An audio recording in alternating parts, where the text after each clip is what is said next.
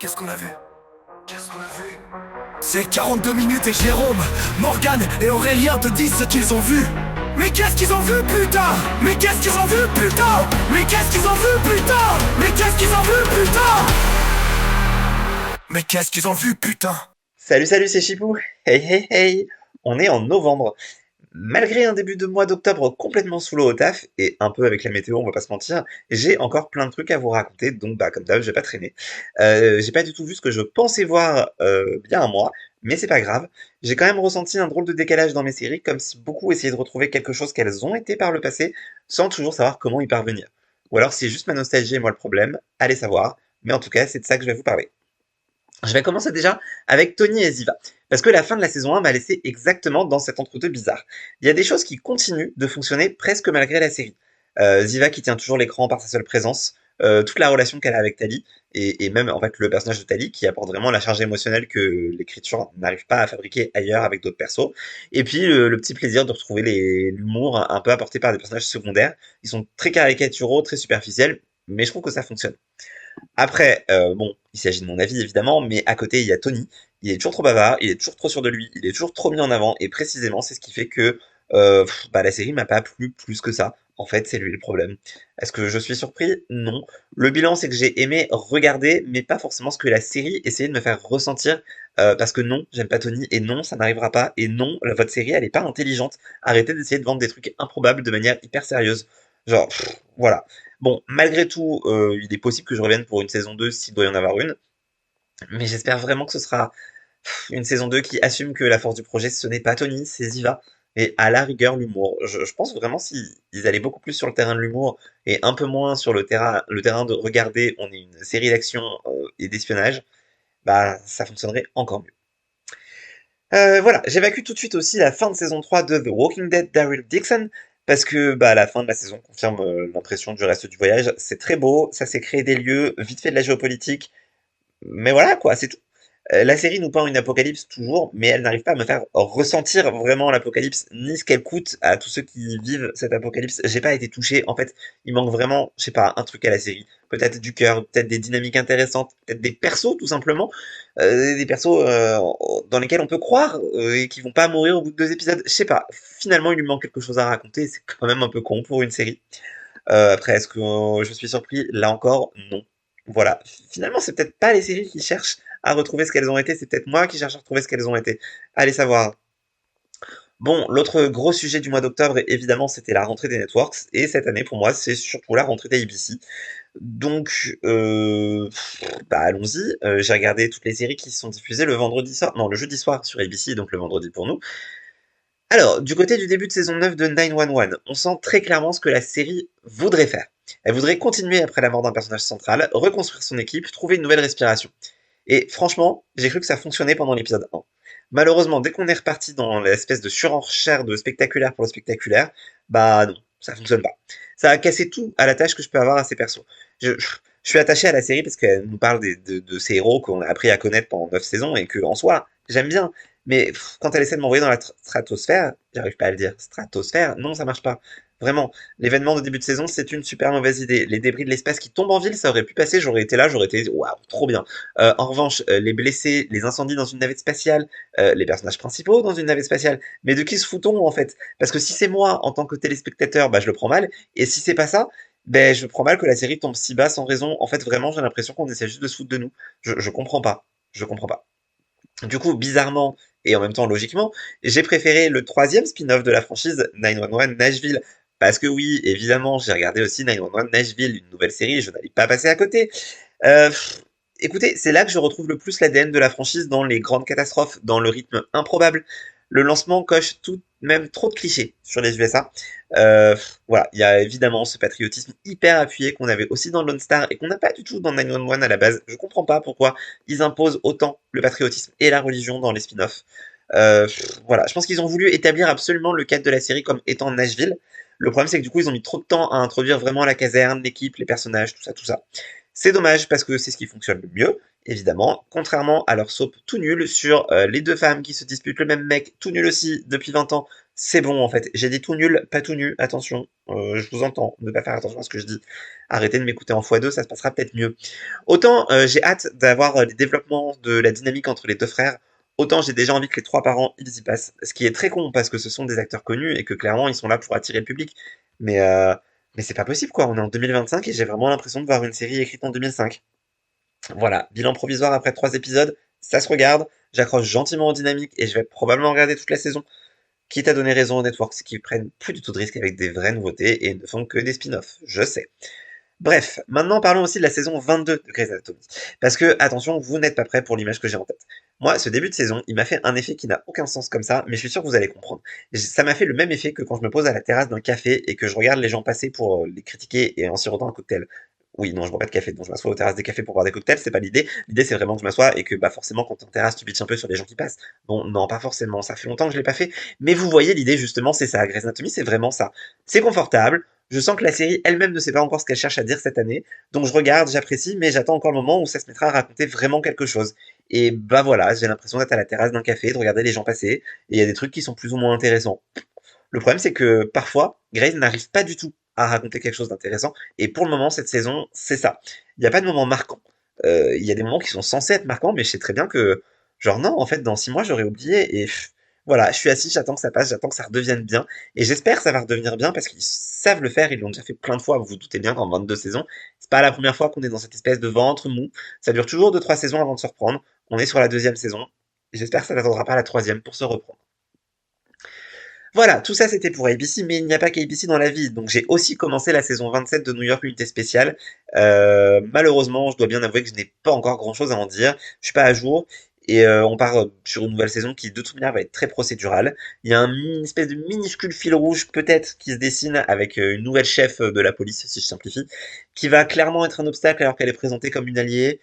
J'ai bien aimé le côté un peu ambivalent. Voilà. Amanda est de retour au générique, elle est pas dans tous les épisodes. Ça m'intrigue un peu. J'espère que elle va rester et revenir un peu plus souvent parce que elle a quand même manqué la saison précédente. Voilà, la série fonctionne bien, ça me plaît, c'est divertissant. Regardez-la, vraiment. Euh, Si on revient du côté français, j'ai avalé toute la saison de Culte le week-end dernier. Peut-être il y a 2 week-ends quand vous entendrez ça. Bon, il y a que 6 épisodes, alors on se calme, je dis une saison entière, mais voilà. L'intérêt de la série est totalement ailleurs que toutes ces séries américaines. L'intérêt pour moi, il est dans la manière dont on reconstruit une époque qui a façonné des identités, des désirs, des posters sur les murs partout. Et en fait, c'est juste partiellement réussi sur ce point-là, et je trouve ça vraiment dommage. Autant cette saison 2 nous donne à revoir, à réentendre les 2B3, à replacer aussi dans un contexte, mais autant elle est pas du tout aboutie comme en saison 1. Il y a énormément d'anachronismes, il y a une sacrée dose de fiction qui a été injectée à tout et qui vient complètement casser le concept de base, qui pour moi est de s'appuyer sur la réalité en ajoutant un peu de fiction pour, bah voilà, c'est une série, il faut donner un peu de peps et tout, je veux bien. Mais là vraiment, il y a 50% de ce qui est présenté qui est totalement fictif et on nous le présente comme une série sur les 2B3. Bah oui, mais non du coup. Enfin, faites un faux boys band dans ces cas-là, je ne sais pas, mais c'était vraiment bizarre et vraiment les anachronismes, c'est dommage. Alors, certes, la saison 2, elle est sur les 2B3, et c'est vrai que je connais beaucoup moins ce groupe que le Loft en saison 1. Mais moi, ça m'a perdu en réinventant toute cette partie de l'histoire, et en plaçant dans le décor plein de trucs qui n'existaient pas. Et puis, pardon, mais il faut absolument que je mentionne le gay monumental de cette saison, donc oui, je vais encore faire 10 minutes, mais c'est pas grave. Je ne vais même pas parler, en parlant de gay je ne parle pas des affiches partout dans Paris avec les 3 mecs à poil pour promouvoir la série. Je ne parle pas non plus de Philippe qui est présenté dans la série comme peut-être gay, mais peut-être pas. Parce que ça, en fait, on le saura jamais c'est la réalité de la chose. Et c'est plutôt bien foutu dans la série de laisser la possibilité au spectateur de se faire une opinion de peut-être qu'il a couché, peut-être pas, peut-être que c'est juste un mécène, peut-être pas. Voilà, ça c'est pas grave. Non, moi quand je parle de gay bitch, je parle de l'abus total d'inventer de toutes parts un personnage lesbienne fictive sans jamais dire ouvertement qu'elle est lesbienne, déjà, ça c'est une chose. Et c'est un geste qui dit beaucoup plus sur la série, je trouve. La saison parle énormément de l'homophobie des années 90, mais elle en fait jamais son sujet. Alors, c'était pas le sujet de base, je veux bien. Mais dans ce cas, pourquoi vous en parlez autant? Il y en avait beaucoup, on le sait. Il y en avait beaucoup avec les 2B3, on le sait. Avec Salomé, je trouve qu'il y aurait eu moyen de dire quelque chose de cette homophobie.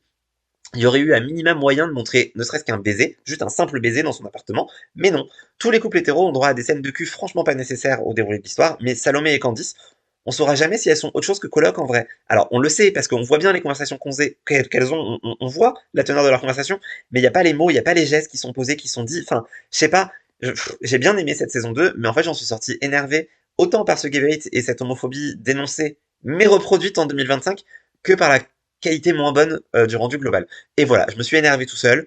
Je sais pas, dites-moi ce que vous en pensez en commentaire, comme on dit, ou mieux, venez sur mon blog, commentez justonemoreapp.com. J'en parle surtout dans le dernier épisode de cet aspect-là, parce que pendant les 6 épisodes, je me suis dit, à un moment donné, ils vont en faire un sujet. Et en fait, non. Et j'en parle quand même moins sur mon blog, parce que c'est un truc qui m'est revenu après coup, parce que plus j'y pense, moins je comprends pourquoi ils ont rajouté ce personnage, pourquoi ils ont créé un personnage de toute pièce, pourquoi ils ont dit tiens, on va la faire lesbienne, et pourquoi ils se sont dit on va la faire lesbienne, mais ce sera pas un sujet, on n'en parlera jamais. Et bah c'est dommage parce que votre saison elle arrête pas de parler d'homophobie, donc je sais pas, parlez-en en fait. Faites pas la même chose en 2025. Trop, trop étrange. Voilà, je pourrais m'arrêter là, mais comme ça ne fait que 10 minutes que je parle, je vais continuer, parce que bien sûr, il y a également Plus belle la vie. J'en ai pas parlé le mois dernier, et ça devient compliqué de pas en parler parce que ce mois d'octobre a été franchement pénible. Les intrigues semblent être écrites au fil de la plume, peut-être même pendant le tournage à ce stade, je sais pas, mais franchement ça m'étonnerait pas. Il y a absolument aucune cohérence, aucune retombée, aucune intention. Je vous assure que j'ai des réactions d'élèves qui sont mieux écrites que les épisodes de Plus belle la vie que j'ai vus au mois d'octobre. Il y a certains personnages, Ophélie en tête, qui sont écrits de manière si antipathique qu'on se demande comment on est supposé avoir encore envie de les suivre. Bref, je trouve ça terrible pour une quotidienne parce que par essence, ça repose sur l'attachement qu'on a au perso. Et vraiment, s'il n'y avait pas, allez, Apolline et Ariane pour sauver le tout, il y a longtemps que j'aurais arrêté. Et oui, évidemment, Ariane et Jawad aussi. Bref, je vais pas répéter ma conclusion du mois de septembre, ça fait longtemps que je parle, il est temps que je laisse la parole. Surtout que la conclusion serait la même. Pour Plus belle la vie comme pour les autres, je crois qu'il y a beaucoup trop de séries que je continue par nostalgie, et que j'attends vraiment que les séries se rappellent pourquoi elles existent, qu'elles se souviennent pas seulement de ce qu'elles racontent, mais de pour qui elles le racontent. Enfin, je sais pas en fait. Pourquoi vous racontez ça? Qu'est-ce que vous voulez en dire, tout simplement?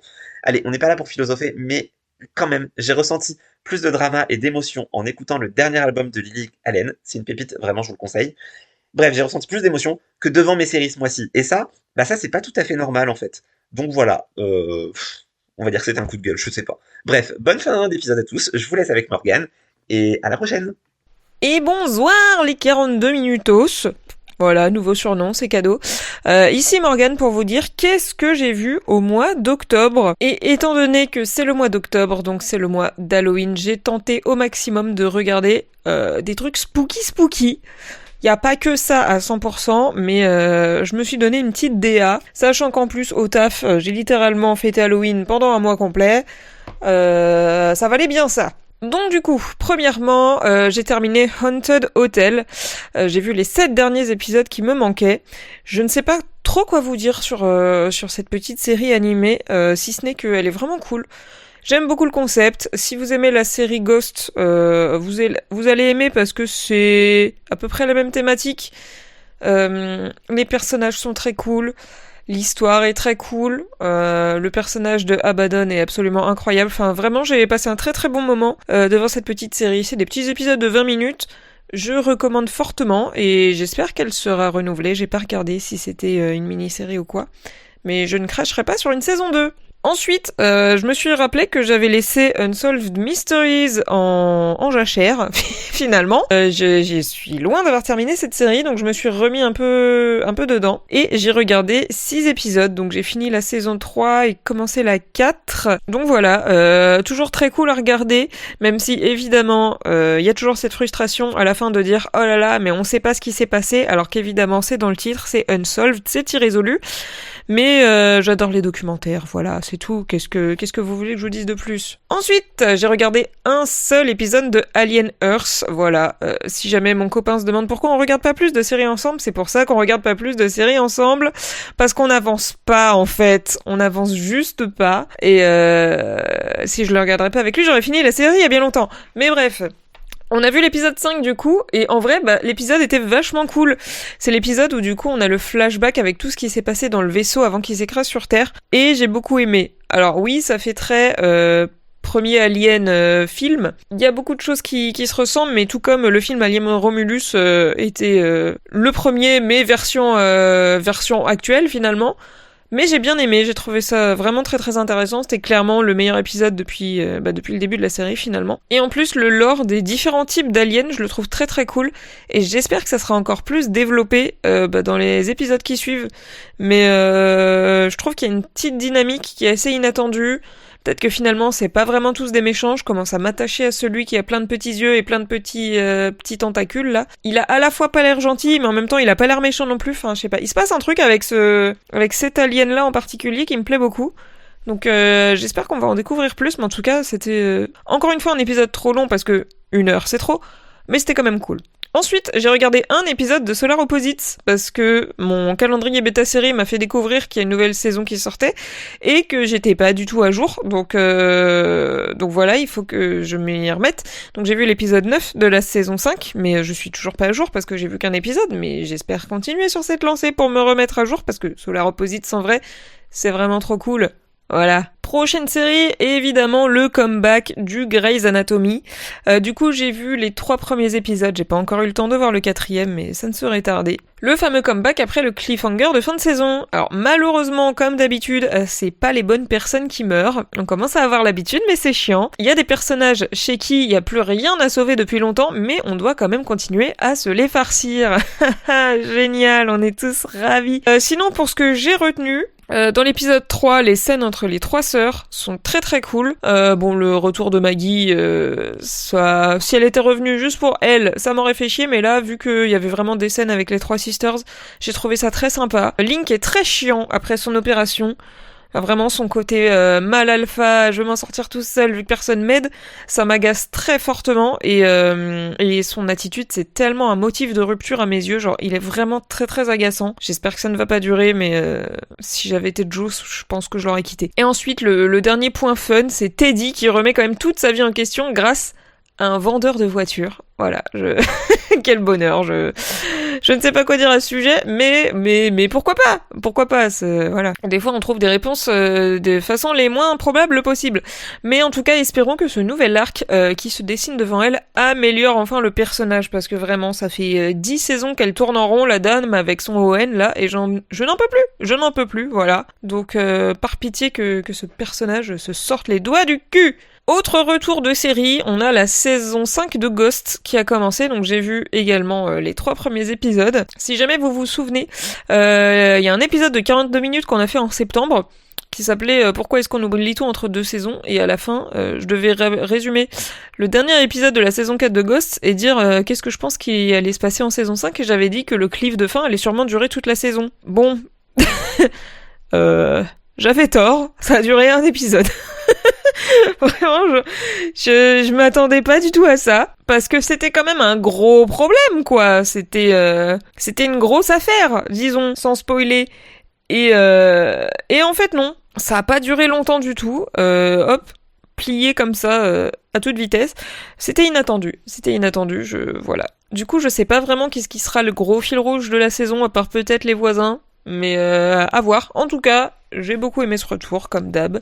Ghost, ça a jamais été la série du siècle, mais c'est une série que j'apprécie beaucoup regarder. Et voilà. Ensuite, j'ai commencé un truc qui vient de sortir, et j'ai vu le premier épisode de It, Welcome to Derry. Alors, je sais pas si vous l'avez vu, et si c'est le cas, j'ai trop hâte de voir ce que vous en avez pensé, mais perso, j'ai trouvé ça vraiment très très bien. J'ai beaucoup aimé. Alors, ok, épisode d'1 heure, encore une fois, un peu long, mais en ressenti beaucoup moins long que Alien Earth, hein. Franchement, le jour et la nuit. Mais vraiment, j'ai trouvé ça vraiment vraiment bien. La scène d'ouverture, déjà, incroyable. Jusqu'au bout, j'ai cru qu'on allait nous faire le coup de « Ah ah, en fait, il était en train de rêver depuis le début. » Pas du tout.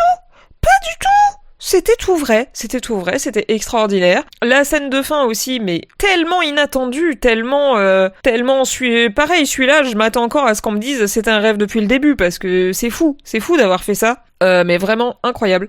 J'ai trouvé ça super. En plus, les enfants sont pas du tout insupportables. Ce qui change des séries, et en même temps tant mieux, parce que c'est quand même vraiment les personnages principaux du truc. Mais vraiment trop cool. J'aime beaucoup leur façon de jouer aussi. C'est un peu bizarre parce qu'ils parlent très à l'ancienne avec une éloquence dont on n'a pas l'habitude, mais en même temps je trouve que ça marche très très bien. Dans les scènes d'horreur, on ne lésigne pas sur le gore, donc vraiment j'espère que ça va continuer sur cette lancée, mais pour l'instant j'ai beaucoup aimé, sachant que en plus moi j'ai pas vu les films ça. Après je connais quand même un peu vite fait l'histoire avec le clown qui est absolument terrifiant et qui kidnappe des enfants pour les manger. Ça va, j'ai la ref. Cela dit, la chose, clairement, qu'on a vu dans la scène d'ouverture. Je sais pas ce que c'est. Je sais pas si ça existait dans les films avant ou quoi, si c'est une rêve que j'ai pas. Mais très bizarre. Très bizarre, mais ça me va. Pour l'instant, j'ai vu qu'un épisode encore une fois, tout peut changer encore. Mais j'ai beaucoup aimé. Hâte de voir la suite.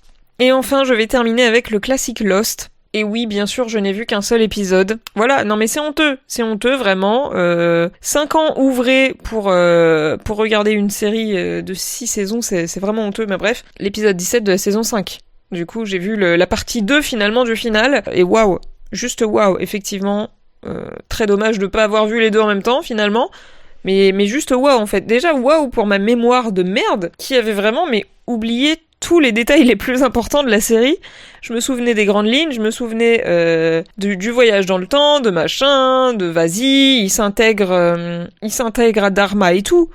Mais enfin là, à la fin de l'épisode, j'avais complètement zappé. Mais quelle tragédie de perdre un personnage comme ça. Non, franchement, c'est terrible.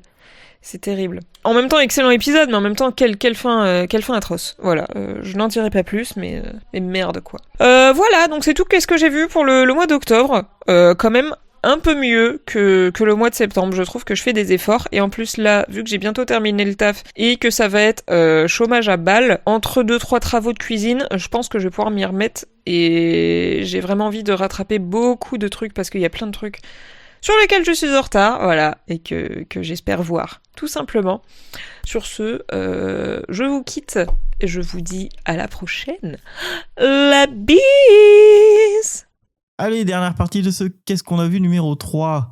Criminal Record. La dernière fois, je savais pas où ça allait, et j'ai fini la série, et j'ai pas compris où ça a été. Dan Dadan, pas aussi surprenant que la première saison, mais toujours aussi percutant, rapide et romantique. Dommage d'avoir changé l'opening. Daryl Dixon, saison 3. Les Spines, c'est naze. The Walking Dead, c'est naze. Donc Daryl Dixon, saison 3, c'est extrêmement naze. Même en accéléré, c'était invivable. Faites un web épisode la prochaine fois, ça suffira. J'ai fini English Teacher, c'est sympa, mais zéro fil rouge et aucune nuance sur chaque perso. J'ai continué Brilliant Minds saison 2, ça repart bien, les étudiants sont toujours inintéressants, mais les autres persos compensent et Sylar toujours au-dessus du lot. Et ça y est, ils sont un peu fun. Ranma 1/2 saison 2, c'est fantastique ce remake. Déjà, la première saison, elle était incroyable. C'est un animé avec des passages très cons, mais ça marche parfaitement. Et les combats sont aussi bien que du Dragon Ball Prime. Oui, j'ose le dire. Grey's Anatomy, c'est... Putain, mais c'est... On s'en fout. J'ai déjà oublié ce début de saison. Et je viens de finir l'épisode, là. On s'en fout. Shifting Gears saison 2, toujours aussi mignon avec des punchlines. Je suis persuadé que c'est dans le même univers que Two Broke Girls. C'est la suite de la vie de Max, c'est sûr. Watson, c'est bien reparti, mais je pense que le second épisode s'est bien foutu de ma gueule et ça me ferait chier. Elsbeth, retour tranquille avec des stars, un peu bancal l'histoire de Kaya sous couverture, elle manque pas mal. Master Crime, saison 3, je sais qu'il y a que moi qui regarde, mais j'ai bien aimé l'initiative de remanier le casting, c'est assumé en plus. Et il y a une nouvelle qui apporte une autre dynamique. Et bizarrement, les enquêtes sont toujours bien écrites pour une série française. Tracker, saison 3, retour avec Dean direct, donc forcément c'était drôle. Mais je ne me ferai pas avoir. Ça reste un mec qui rétrécit ses t-shirts volontairement. The Witcher saison 4, voilà, c'est nul, c'est long et c'est nul. Titre, le changement d'acteur n'amène rien. Et enfin, Nobody Wants This saison 2, c'est un copier-coller de la saison 1. Il n'y a rien qui avance pour eux. L'intérêt, c'est juste le grand frère et la sœur. Et c'est eux qui devraient être au centre de la série maintenant. Gen V saison 2, c'est monté en puissance, t'apprends beaucoup de choses, le twist était pas fou mais efficace. Je préfère toujours cette série à The Boys. En plus, ça va se recouper sévèrement en espérant qu'ils deviennent importants dans la série mère. Only Murders in the Building, déçu de la saison, j'aime pas les histoires de mafieux. Ils ont trop voulu en faire, ils se répètent en boucle sur les mêmes blagues, bon c'était un peu relou. Faut arrêter de les apitoyer sur leur sort. Maintenant, faut passer outre et qu'ils assument leur côté enquêteur. Par contre, la prochaine saison va bouger dans un autre pays et là, ça peut être fun. Peacemaker saison 2. Le régal cette saison 2. James Gunn a osé adapter cet arc, c'est un taré. John Cena montre encore une fois que c'est un putain d'acteur. Il y a des dialogues et des questions posées qui font beaucoup réfléchir sur l'importance d'un contexte. Puis, à côté, t'as des délires complètement débiles, surtout autour de Higley. Hâte de voir le reste du DCU. Slow Horses saison 5, je pense que cette saison c'est ma préférée. C'est à la fois réaliste et flippant, parce que ça pourrait arriver vraiment dans la vraie vie, surtout dans notre monde. Et au milieu, il y a plein de scènes drôles parce que ça reste des losers efficaces. O, il arrive à garder tout le long son personnage de macho narcissique sans flancher. Il y a grosse performance pour ceux qui le connaissent. On en apprend un chouïa plus sur Lamb à travers une histoire et c'est un moment passionnant. Alice in Borderlands, saison 3, déçu de la saison. En gros, les jeux sont mauvais. Avant, il y avait toujours une solution pour gagner d'un coup, mais là non. On est juste sur soit de la chance, donc par exemple le train impossible de gagner parce que c'est un pile ou face, soit du physique. Il faut monter une tour, normal. C'est pas un jeu, donc ça n'a plus aucun intérêt.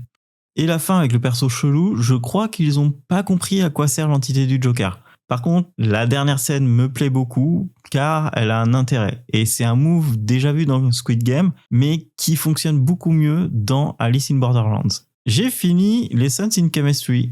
Grosse claque dans la gueule. J'ai aimé que la série se passe sur plusieurs années, l'esthétique est folle, le cast aussi, surtout la petite future Laura Ingalls. J'ai pas lu les livres, mais encore du gros respect sur Apple qui choisit parfaitement ces séries qui savent raconter des histoires. C'est important, raconter des histoires. Spy X Family, saison 3, retour sympa, puis il y a eu le fameux double épisode sur l'enfance de Twilight, qui est pas facile à encaisser. L'idée de brouiller son nom à chaque fois qu'il est prononcé, c'est du génie. Et ça apporte un petit côté rêve-cauchemar qui reste dans la tête. Sinon, c'est toujours drôle. J'attends le grand moment de Yor qui se bat comme d'hab, parce que c'est le meilleur perso. Lego Star Wars Rebels the Galaxy saison 2, comme la saison 1, c'était extrêmement drôle. Lego, quand ils veulent raconter une histoire parallèle d'une saga, ils ne prennent que des passionnés. Il y a tellement de rêves partout, c'est impressionnant. Et surtout, ils les comprennent et ils les adaptent à leur concept. Un des meilleurs films de Batman, par exemple, c'est un Lego Batman, fait par des passionnés. Obituary saison 2, plus ça va et plus ça devient la Dexter d'Angleterre. Et ça me va. Surtout, la fin annonce une saison 3 qui va dans ce sens. Bonne petite série. Clean, série française nulle, avec un personnage principal exécrable, qui est une femme de ménage, qui veut faire du délit initié en faisant le ménage dans les bureaux de la défense. Trigger Point, saison 3, ça pue toujours d'être le partenaire de la perso principale. C'est toujours aussi tendu, ça rigole pas du tout. Ce boulot fait tellement flipper, et encore plus là, car il a l'air très très très bien restitué. Person of Interest saison 3 et saison 4. Donc saison 3 de malade avec des passages épiques et des prises de décision couillues. La saison 4, c'est pareil. Encore des épisodes qui sortent de l'ordinaire. Surtout, il y a une vision et des discours sur les IA en 2015 qui sont repris mot à mot en ce moment en 2025. Il y a carrément un épisode où il y a limite l'interface et toutes les features récentes de ChatGPT qui sont montrées et expliquées. Elle est tellement visionnaire cette série. Allez, je prends un peu plus de temps sur certaines séries. On va commencer avec Empathie. C'est une série canadienne. On suit une psychiatre d'hôpital psychiatrique avec des patients qui ont tous des problèmes plus ou moins graves. Forcément, elle est pas bien dans sa tête. Et un de ses collègues, c'est Thomas Njijol, qui joue très bien le drama, mais qui reste quand même un peu drôle. Personnellement, j'ai détesté tous les dialogues de la perso principale qui t'explique la vie à travers ses conseils psychologues. C'est horrible. Chaque fois, elle m'a énervé. Je ne comprends pas que des gens aiment qu'on leur parle comme ça. Et en plus, elle se contredit assez souvent. DMV, nouvelle série. Du coup, ça se passe dans un centre de DMV aux États-Unis. Pour vous expliquer, aux USA, il y a un consensus qui dit que c'est le pire endroit du monde. C'est l'endroit où tu fais les papiers d'identité et de permis, et tu passes le permis là-bas, etc. Blablabla. Donc, c'est assez facile d'en faire une comédie. Pour l'instant, ça marche, ça met un peu de temps, mais il y a des bons acteurs et ils vont loin dans la caricature de l'administration, donc ça fait rire. À voir sur le long terme. Dawn Cemetery Road, encore une nouvelle série. On suit une femme normale en Angleterre et un soir, pendant un dîner entre amis, une maison du quartier explose, mais il semble qu'une organisation essaie d'effacer l'une des survivantes de toute existence. Il y a un gros air de conspiration à la Utopia. En plus d'avoir un acteur majeur de Utopia UK, il y a aussi les musiques qui ressemblent beaucoup, et le sujet bien sûr. Après 2 épisodes, je suis pas fan. J'attends plus de ce genre de série et de Alice de Luther. Souvenir de Seb et Sofiane. Petite série de voyage de Seb et Sofiane, forcément. Tu sens qu'ils ont vendu un projet pour juste partir en voyage gratos. Le principe est bien, mais un peu survolé en Corée et en Roumanie. L'Afrique du Sud, c'était cool, et l'Inde, c'était plutôt chouette. Ça se regarde facilement, mais il y a des moments un peu faux et surjoués qui cassent le ton. Peut-être recommencer le même principe avec d'autres influenceurs. Culte saison 2, j'ai absolument adoré. Le cast des To Be Free clique instantanément. L'ambiance années 90 n'est jamais détériorée ni allégée. Ça joue bien, même le vrai Frank des To Be Free, j'ai envie de le revoir autre part. La qualité de réalisation est sans égale en France, que ce soit sur la première saison ou celle-là. Les seuls défauts, c'est le cast de Daphne Burki qui a sûrement voulu imposer cette romance lesbienne, c'est son délire, mais ça apporte absolument que dalle. Les parties romancées qui n'existent pas, je m'en fous un peu. Le cœur de l'histoire avec les refs sont là. L'autre point qui est une maladie de ces dernières années, c'est de mettre des objets et musique anachroniques au récit. Les objets, c'est juste pour se la péter parce que le mec au décor, il a des refs. Mais le choix des musiques, ça prend 10 secondes de faire une recherche pour pas passer pour un emploi fictif. Au moins, la bande-son est excellente. Et la fin, ça faisait longtemps que je m'étais pas senti aussi mal, c'était parfait. Shrinking saison 1, j'ai longtemps repoussé le moment de regarder car j'ai mis sur la liste noire Jason Segel après qu'il ait créé une série ou la série que je déteste le plus au monde, mais j'ai quand même tenté ma chance et j'en suis très content. C'est l'histoire de Jimmy, psychologue qui a perdu sa femme dans un accident de voiture il y a un an et il décide de secouer un peu plus ses patients pour avoir un électrochoc dans leur vie. Et autour, il essaye de renouer des liens avec sa fille. Le pitch est classique, mais le traitement est très drôle et très touchant, et tous les conseils de psychologue sont pertinents, contrairement à Empathie, cette série de merde. Et Harrison Ford, avec son timing comique parfait et unique, ça fait plaisir de voir un grand acteur dans une série comme celle-là. Je finirai par dire que Jason Segel rejoue Marshall si Lily n'était jamais revenue en saison 2. Et s'il n'avait pas ruiné son personnage à partir de la saison 5. Tu sens qu'il y a une revanche de la part de l'acteur. Et je garde Welcome to Derry en dernière série pour répondre à Morgan. Et je me demande si Morgan se foutrait pas un peu de ma gueule.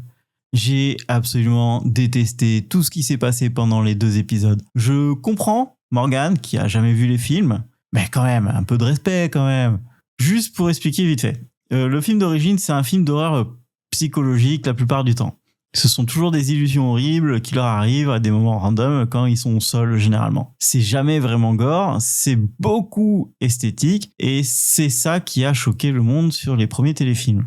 Le remake était épouvantable, trop gore pour rien, casting nul. Il a jamais été question d'un bébé qui vole et qui bute tout le monde. La première scène dans la voiture aurait pu être réussie si c'était pas parti aussi rapidement dans le gore. Ultime en plus. Ça n'a jamais été aussi frontal, il y a rien de psychologique. Et c'est ça qui choquait à l'époque. Là, j'ai plus rigolé qu'autre chose. Surtout devant cette lampe qui roule, mais putain. Et d'ailleurs, cette lampe joue mieux que tout le casting. L'histoire du militaire, on s'en fout et ça pue la merde vers où ils vont. Au boulot, il y a des gens avec des ballons rouges qui distribuaient des prospectus. Je leur ai tellement dit du regard d'aller se faire foutre. On se retrouve dans un mois pour le prochain Qu'est-ce qu'on a vu ? Tchuss !